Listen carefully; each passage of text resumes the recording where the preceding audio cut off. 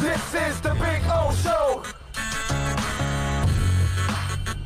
This is the Big O Show.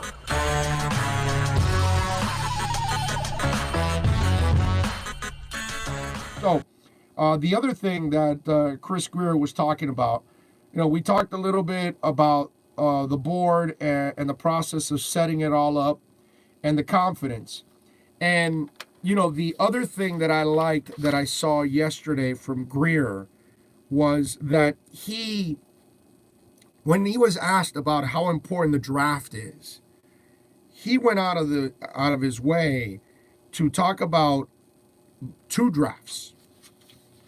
He mentioned, and look, it's something that I talk about as a media member and as a talk show host. It's something that you talk about as a fan, but Belichick's not going to tell you that. You know what I mean? And even a guy like Wanstead Wanstead's such a nice guy, but he's smart in the sense that he knows that if he starts talking about that, he feels like he's going to put more pressure on himself. And I don't believe he would have that kind of confidence to come through with it, right? And so I don't think he would address it. And he would kind of downplay and say, hey, every year, and give you some company line.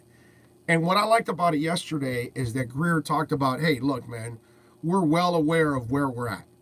We know what this draft means. In fact, we know what the next 2 drafts mean to this team, mean to this franchise. We're looking forward to building something that is going to be I'm paraphrasing, but a long-lasting impact.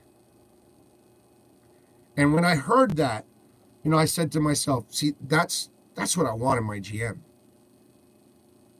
And I think, there's a part of me that says, here's a guy that's been giving good advice for a long time. That's why one coach and one general manager after another kept him around. You know what I mean? It's just that the black dude always gets run over, bro. It's like, forget about it. You never get a damn break. And then when they give the black dude the break, it's like, yeah, we're going to put you on the job. You got about 6 months to turn it around. We've been a mess for 30, but if you don't change it in 6, your ass is out. You know what I mean? It's kind of like the minority gets no love, right? It's like a token opportunity, but on a really short leash. It's a joke. And so I think you got a scout that has been doing this for a long time, has been giving advice to people behind the scenes. And then, obviously that advice and those reports are all there. So, the next general manager reads all the reports from the year before. They're all on the hard drive. So he knows which scouts gave the good reports and which ones didn't, right? So clearly they kept keeping Grier around. And I think this has happened to I think a lot of you out there have been Chris Grier. Let me explain. Okay? You've probably been doing something in your life, in your career for a long time. And you got really good at constructing pools, constructing homes, deliveries, whatever it is, security, you name it, whatever it is that you do for a living, okay? And you got really good at it. And you got to a point where you said, man, I've been working with this alarm company and that alarm company, but man, I knew about this more than anybody else. And I can sell this, and I can do this, and I can put this, and you go and do it on your own. And you go and do it on your own, and you succeed. Because you always had that inner confidence that, man, if I could get the support, if I could get the right people, if I could get this business loan, if I could get this connection, I can do it on my own. And I think that's what we got in Chris Grier. We got a guy that has watched everybody else screw up, right? And then now he's got his opportunity.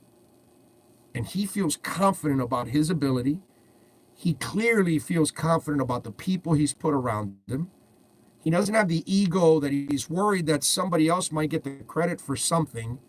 He just wants that the Dolphins end up being the winner. It's not that regional scout Joey out on the West Coast nailed it and got this receiver, and that this East Coast scout got this one, and that Marvin Allen got that one, and Chris got this one and that Reggie got that one, and then everybody needs. No, that dude is just like, bro, it's about the aqua and the orange. I don't care where it comes from, whether I find them or somebody else found them. We all win.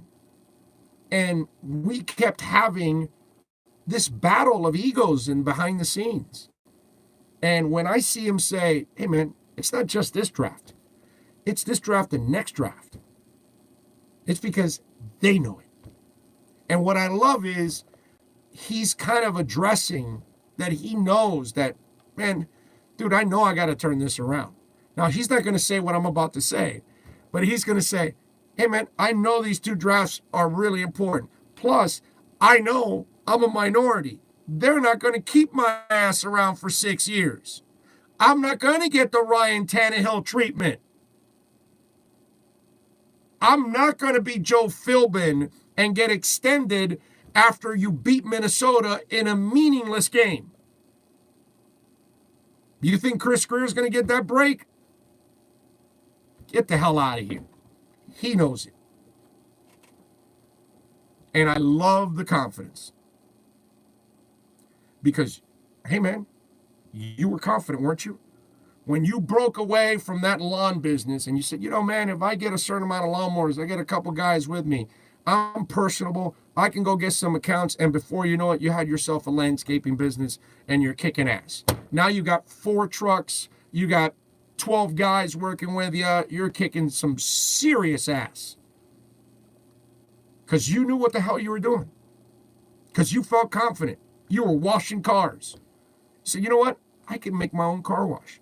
I can find a spot. I'm personable. You know, the customers like me. That guy's benefiting from my business. That guy's benefiting from my personality. Why don't I sell for myself? And then you went out, you opened up your car wash business, and you're kicking royal ass. People love you. They come to see you. Don't think that that's kind of the same thing can happen in every other walk of life. And it's happened to a lot of you out there. There's a bunch of you right now listening and watching me going, you know, dude, I did that. And that's the sense I get from Chris Grier. That this guy's ready for the challenge. This guy wants this challenge. This guy wants to prove that he's a good GM. He wants to prove that he's a good leader. He wants to prove. And by the way, let me add one more thing. His dad was in personnel. Not that he wants to succeed just for his dad, but there's something personal for Chris Grier too. It's not that he's fighting for minorities, which he is. Okay, we all know. Reggie McKenzie, Marvin Allen, Brian Flores, all 4 men are the pillar right now. They are the pinnacle of the NFL right now when it comes to minorities. Okay? But professionally, Chris Grier's brother was an extremely successful hockey player in the NHL for many years. His dad was a successful guy in personnel. It's in the family. It's in the blood. He wants to win personally. This means something to him. This is a football guy that grew up in this business under his dad and then went into this business. Do you think he doesn't want to? He wants to succeed more than any Dolphin fan out there in the world. He wants to prove it. And he's confident. And he should be. He should be. Because I think you start to notice the people around him, and it's like, okay.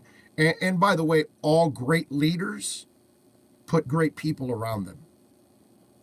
All smart people try to find people that are just as smart or smarter to put around them, because they become better that way.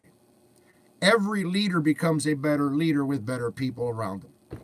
If your leader is surrounded by deadbeats and he's got to carry those deadbeats around every year, man, that bogs your ass down. You got to have people around that you can delegate, that they can go succeed, that they can carry you, that they can assist, that they can make your life easy. You got to have that. And that's what I'm seeing with Grier, that he has that confidence. And that's good for us here in the Dolphin Nation.